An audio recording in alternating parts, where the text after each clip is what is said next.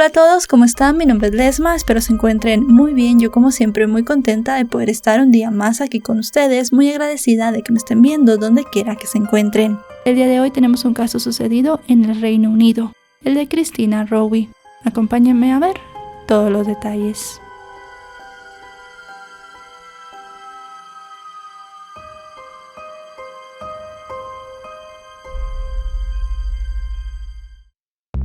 Christina Rowe nació y vivió su infancia en la década de los 90 en Ángeles, una ciudad situada en Filipinas. Su madre, cuya identidad ha permanecido en reserva, era filipina, mientras que su padre Marcus era de ascendencia británica, y eso le aportó a la niña un acercamiento con otra cultura.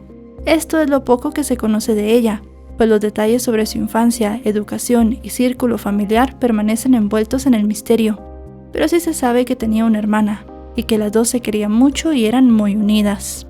Aunque la fecha exacta no figura en los registros, se reveló que en la década de 2010, Christina conoció el amor y quedó embarazada. Luego dio a luz a una hija cuyo nombre también permaneció oculto para preservar su privacidad y seguridad. En esta ocasión la llamaremos T, como consta en ciertos documentos judiciales, respetando así las leyes en desarrollo. Del padre de la criatura se desconoce todo. Lo que sí se verificó es que estuvo ausente y que la joven salió adelante con mucha valentía. La presencia de T desempeñó un papel crucial en la trama de la vida de Christina, quien asumió su rol de madre con fascinación y mucha responsabilidad. Entre los años 2017 y 2018, Christina se comenzó a preocupar por la pobreza reinante en Ángeles, donde había cada vez menos oportunidades de empleo o de estudios. De hecho, para esa época se le consideraba una ciudad que destacaba a nivel internacional por empujar a sus habitantes a actividades al borde de la ilegalidad para poder sobrevivir.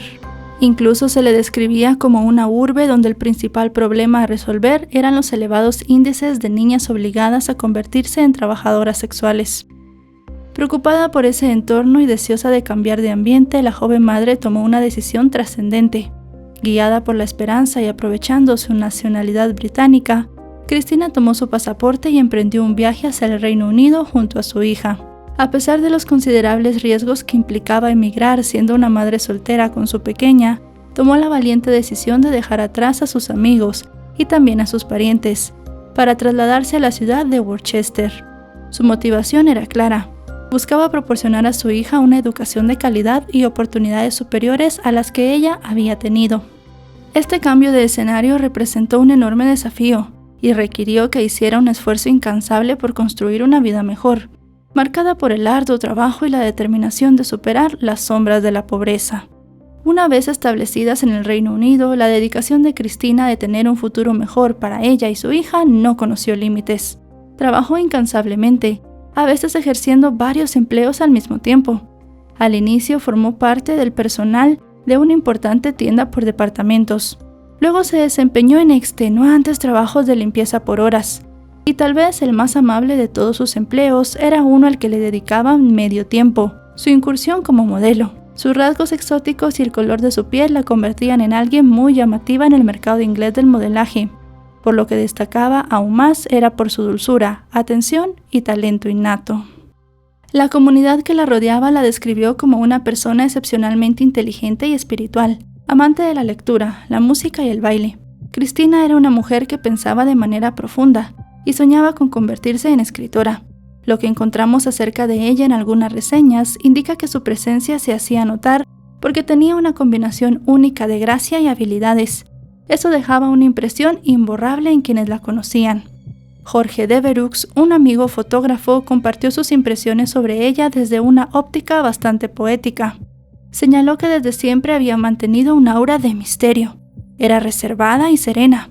La retrató como una mujer excepcional, para quien la vida tenía un toque mágico.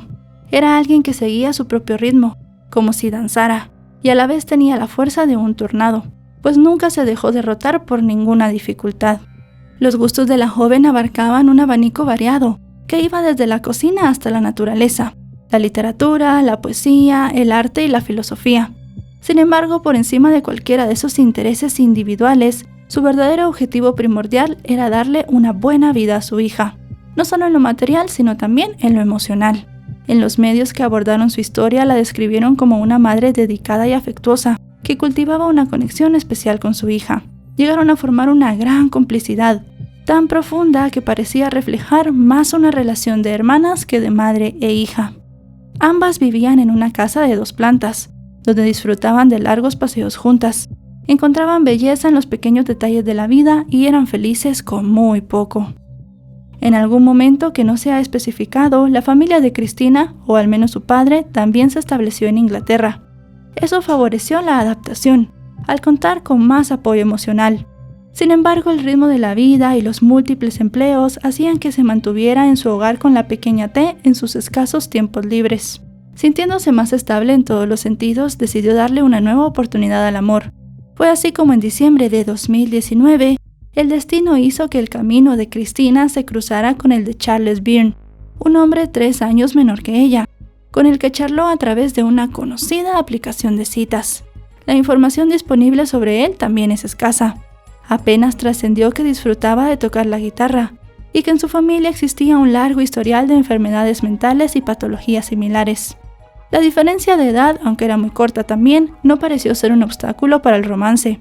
Charles estableció un fuerte vínculo emocional con Cristina y no se desanimó en lo absoluto por el hecho de que ella tuviera una hija de otra relación. Con esa perspectiva dieron el siguiente paso y sostuvieron un encuentro en persona.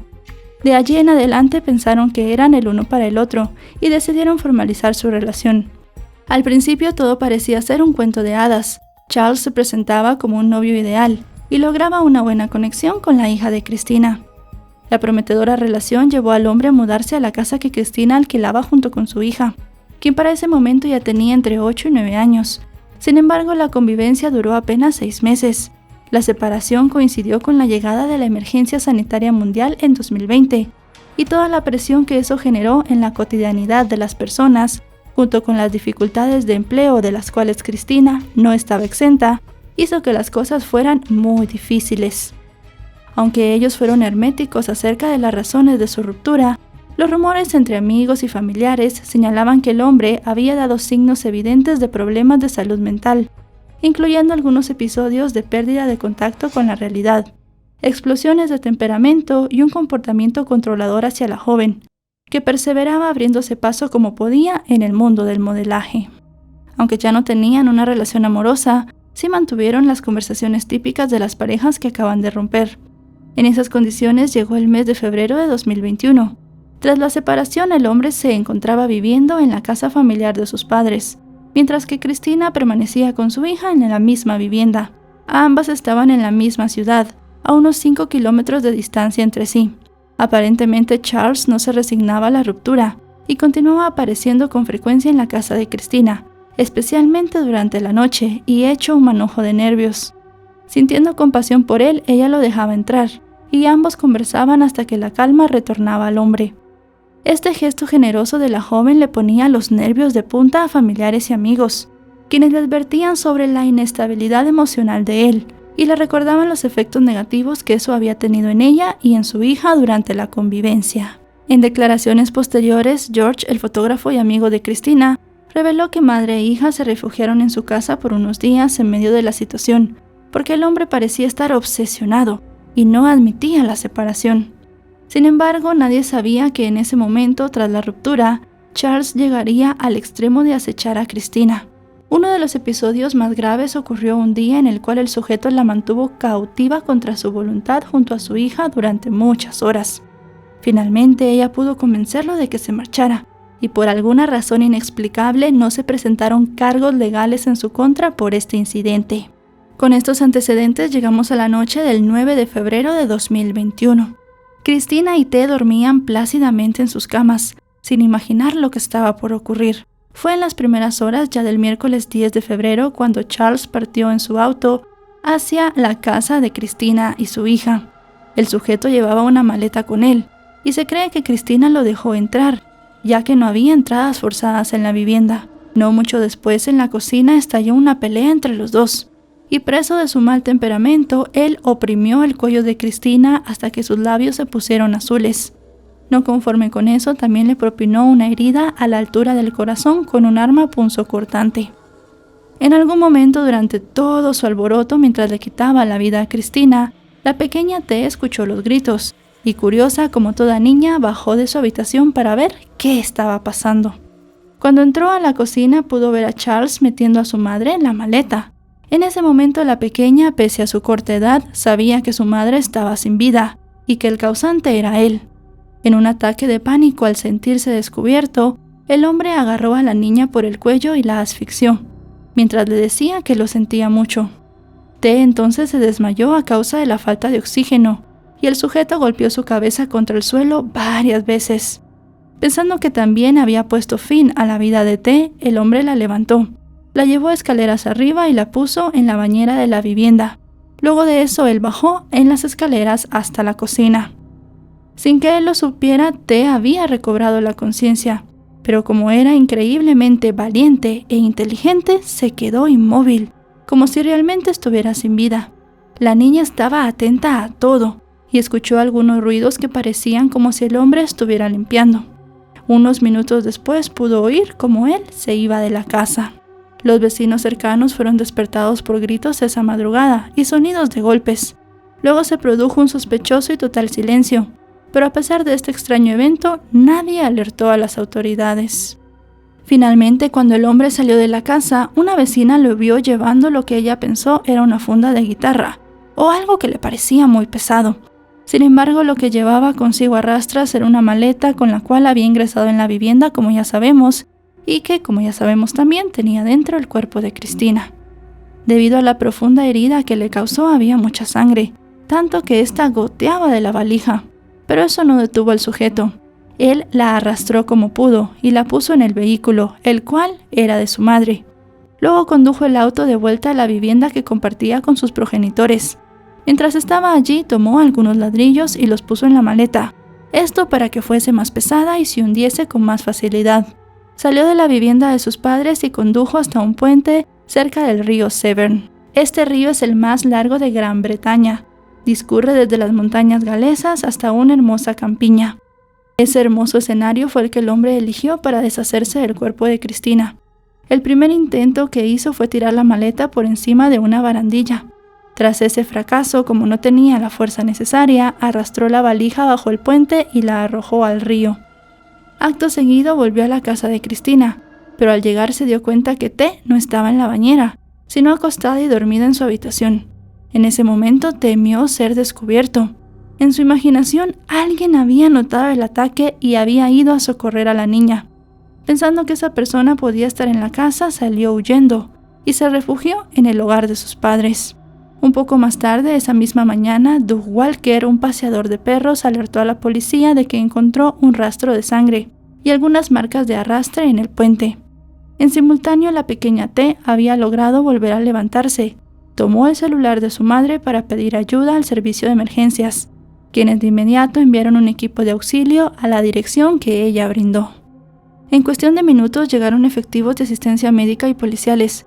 Al acercarse a la casa se dieron cuenta de inmediato que había muchas manchas alrededor, y basados en su experiencia supieron que eran rastros de sangre.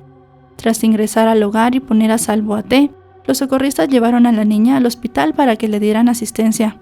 Simultáneamente, los uniformados fueron puerta por puerta para conversar con los vecinos, para saber si habían notado algo irregular. Los lugareños les informaron sobre los ruidos que habían escuchado en la madrugada. Los efectivos salieron en búsqueda de la joven madre, porque ellos aún no sabían cuál había sido su destino. Tenían aún la esperanza de hallarla con vida, y también querían encontrar a la persona que la había atacado.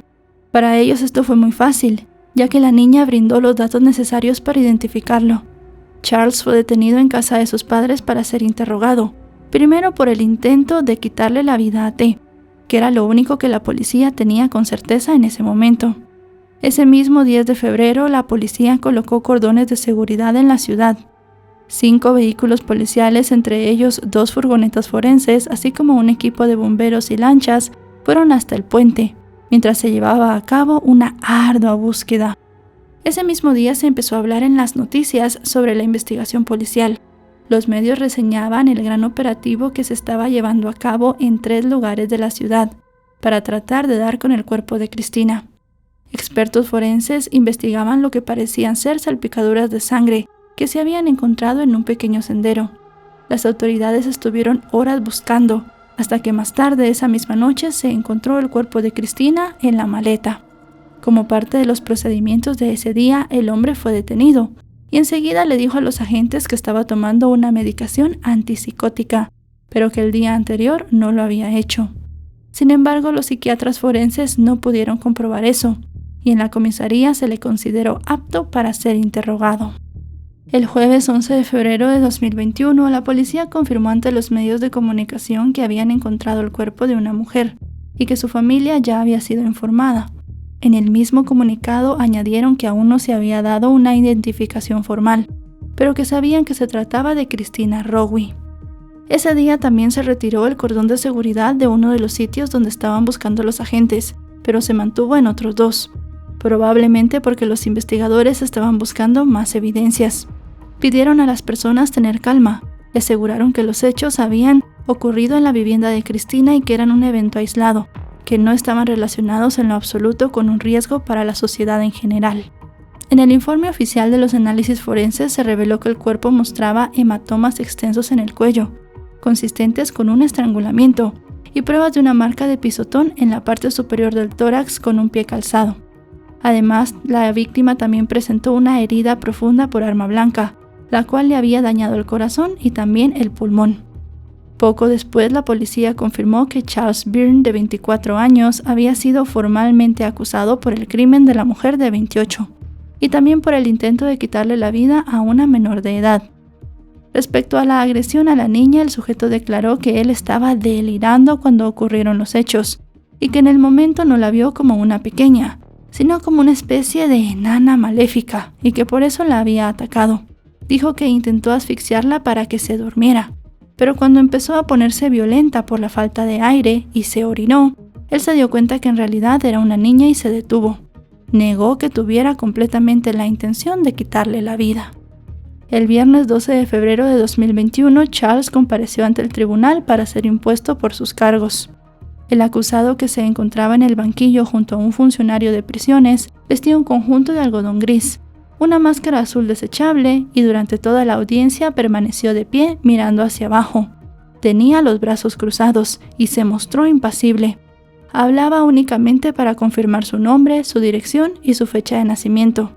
Además, no se declaró culpable. El fiscal Ralph Robbins dijo que los dos delitos cometidos eran asuntos graves y pidió que el juez enviara las acusaciones a la Corte de la Corona. Por su parte, el defensor afirmó que su cliente era consciente de lo que estaba sucediendo ese día en el tribunal, pero no había nada que pudiera hacer en esa etapa. Tras escuchar a las dos partes, el juez de distrito se dirigió al acusado y le dijo que estaba seguro de que su defensor le había explicado muy bien sus cargos. Acto seguido, ordenó que el hombre permaneciera en prisión preventiva y anunció que debía volver a comparecer, pero esta vez ante el Tribunal de la Corona el 16 de febrero de ese mismo año. El juez también hizo un señalamiento final en torno a los riesgos que el detenido presentaba. Indicó que por lo que dijo el fiscal y por lo que se había leído sobre el caso, estaba seguro que si le concedían la libertad bajo fianza no volvería, y además esto interferiría con los testigos. En ese sentido, recordó a la hija de Cristina, que era la víctima más joven y la testigo principal. Dijo que el acusado la conocía bien y que podía hacerle algo para que no declarara en su contra. Entretanto, los medios de comunicación intentaban conocer las opiniones de la ciudadanía y también del entorno cercano de Cristina. El 13 de febrero, un familiar de la mujer dijo que todavía no les parecía real que ella hubiese perdido la vida. También se pronunció Carla Castro, una amiga de Cristina, quien dijo que la echaba mucho de menos y la describió como una persona con una estrella que derramaba su luz sobre todos. A medida que avanzaba la investigación, la policía comenzaba a finalizar su tarea de recabar todas las evidencias. Paralelamente, los forenses también continuaban con su trabajo. Finalmente comenzó el proceso judicial ante el Tribunal de la Corona, donde las sorpresas por parte del acusado se presentaron desde el 1 de junio de 2021, cuando se declaró inocente del cargo de asesinato de Cristina, y en su lugar admitió ser culpable de homicidio en razón de responsabilidad disminuida. En una nueva comparecencia en diciembre de 2021, se declaró culpable del cargo de tentativa de asesinato de T, pero argumentó que estaba gravemente enfermo mentalmente en ese momento. La defensa presentó pruebas médicas para avalar lo que él estaba afirmando. Como parte de la intención de minimizar los cargos, se argumentó que la intención de quitarle la vida a la niña fue fugaz y se formó cuando ella entró en la cocina de forma sorpresiva. Como en todo juicio, se hizo un recuento de lo ocurrido, desde el momento en el que la pareja se conoció hasta que Cristina puso fin a su romance y comenzó el acecho del hombre. El argumento de la defensa fue que su representado actuó motivado por problemas mentales, pues padecía de un delirio paranoide y también de pensamientos desordenados. Pero la fiscalía afirmó que aunque en efecto él tenía una enfermedad mental, en el momento de cometer los delitos sabía que lo que estaba haciendo no era correcto, y en ese sentido su enfermedad mental no extinguía su responsabilidad o culpabilidad en el ataque contra Cristina. El tribunal escuchó que Charles le dijo a la policía que simplemente había perdido los estribos. Según su relato, debido a la alteración de su pensamiento, él no veía a Cristina como una mujer, sino como un agresor sexual que se hacía pasar por mujer para hacerle cosas malas a la niña. Apegado a su argumento, afirmó que arremetió contra Cristina para poder salvar a la niña. Sin embargo, pronto la fiscalía le hizo ver la falta de lógica en su argumento, pues apenas minutos después de quitarle la vida a Cristina, le había oprimido el cuello a la niña hasta quitarle el aire. La pregunta de la fiscalía era ¿qué tipo de ayuda era esa? Y luego recordaron que tras deshacerse del cuerpo de Cristina, el sujeto regresó a la vivienda, llevando consigo una pala, seguramente con la intención de enterrar a T, pero que como había descubierto que ella recobró el conocimiento, se fue. Acto seguido, la defensa afirmó que su cliente le perdonó la vida a la niña cuando volvió a entrar a la propiedad, pues se había dicho a sí mismo que prefería ir a la cárcel, que hacerle correr el mismo destino que su madre. Se escucharon también los testimonios de los vecinos, especialmente de la vecina que vio al hombre salir con lo que creyó era una funda de guitarra, y también del paseador de perros que había visto los rastros de sangre. Al ser interrogado durante el juicio en relación a la agresión a T, el hombre dijo que cuando volvió a casa vio que la niña aún respiraba y estaba en su cama, así que supuso que de algún modo había recibido ayuda. Repitió que abandonó el inmueble convencido de que prefería ir a la cárcel. El abogado defensor interrogó a la doctora que había tenido contacto regular con el acusado sobre su estado de salud mental. La especialista, de quien solo se supo el apellido, Higgins, afirmó que en el momento del ataque Charles estaba convencido 100% de que Cristina era una impostora, esto como consecuencia del delirio que sufría. Agregó que el hombre se encontraba extremadamente mal cuando comenzó su tratamiento. Tomando como base este testimonio, la defensa aprovechó para decir que el fallecimiento de Cristina había sido un resultado horrible y trágico de la esquizofrenia paranoide que sufría el acusado, y añadieron que a partir de que recuperó la lucidez, gracias al tratamiento que había recibido desde que había entrado en la cárcel, se había convertido en un hombre destrozado. A la pregunta de la defensa de si hubo algún caso de comportamiento agresivo o violento en el hospital por parte del hombre, la médico dijo que no, que por el contrario siempre había sido amable y considerado. También añadió que se había vuelto cada vez más angustiado y deprimido. La psiquiatra declaró bajo juramento ante el tribunal que le preocuparía que se le impusiera una condena entre las rejas, debido a la naturaleza de su enfermedad. Agregó que el hombre tenía una gran ansiedad, y esto le provocaba una gran preocupación de que le impusieran una pena privativa de la libertad. En su momento, para interrogar a la testigo, la fiscalía le pidió que explicara el papel del consumo de alcohol y estupefacientes en el deterioro del estado mental del acusado. Ante esto, la especialista dijo que había millones de personas que bebían alcohol, pero no deliraban como lo hacía el hombre. Eso dio pie a que la defensa insistiera en que todo lo que había sucedido y todo lo que se estaba debatiendo en el juicio era un trágico resultado de los delirios y pensamientos desordenados del hombre. El abogado también recordó que Charles se había declarado culpable, sobre la base de que estaba gravemente enfermo mentalmente en el momento del incidente, como ellos habían referido en las pruebas médicas. Tras escuchar a todas las partes, el juez se dirigió directamente al acusado y le dijo que su ataque hizo que la niña se despertara alarmada con los gritos de su madre y bajara las escaleras. Señaló que no le resultaba creíble ese relato de que él había ido a la casa de Cristina a salvar a T, y estaba convencido de que quería eliminarlas a las dos. El magistrado calificó los delitos cometidos como atroces y de la mayor gravedad, y dijo que era un hombre muy peligroso. Sin embargo, no dictó sentencia en ese momento. Hizo nada más una intervención para explicar la decisión que estaba por anunciar y tomó en cuenta todas las exposiciones de las partes involucradas. Señaló que era necesario previamente resolver unos asuntos de enorme importancia para la familia de Cristina, para que ellos pudieran recibir la justicia adecuada. Agregó que era necesario conceder tiempo para que las cosas se hicieran correctamente y que era fundamental que hubiese certeza y precisión cuando se contaran los hechos. Dirigiéndose al acusado, indicó que debía aplazar la sentencia, en virtud de que tanto la fiscalía como la defensa reconocían que tenía severos problemas psiquiátricos, y por consiguiente se debía conceder un tiempo para que ambas partes pudieran investigar adecuadamente la salud mental del hombre. No obstante, aclaró que el mero hecho de que aplazara la sentencia en beneficio de informes psiquiátricos no debía llevar a ninguna persona presente en el tribunal a creer que él estaba decidido a tomar una decisión psiquiátrica en ese caso. Concluyó señalando que todas las opciones seguían abiertas para él como juez, cuando decidiera la condena que le daría al año siguiente. Así, la audiencia se fijó para marzo de 2022. El viernes 25 de marzo de 2022, en el Tribunal de la Corona, el hombre de 25 años fue condenado a cadena perpetua, con una pena mínima de 16 años, por quitarle la vida a su expareja Cristina, de 28. También fue condenado a 13 años y 6 meses, que se cumplirían simultáneamente con su otra condena. Esto por el intento de quitarle la vida a T, la hija de Cristina.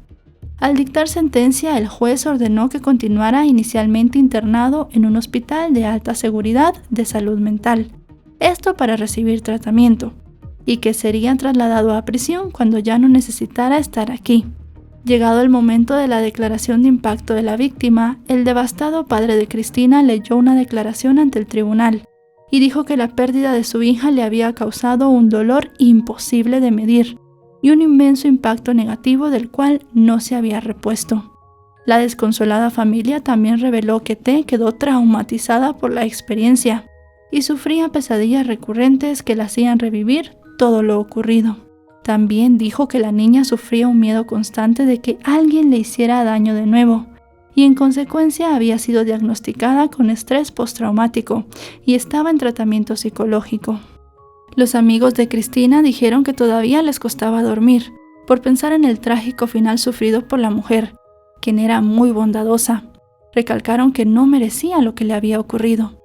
En cuanto a la sentencia, indicaron que independientemente de que tuviera problemas mentales, les parecía justo que fuera a prisión, porque había dejado a una niña sin su madre. Quienes no estuvieron de acuerdo con la sentencia fueron los defensores.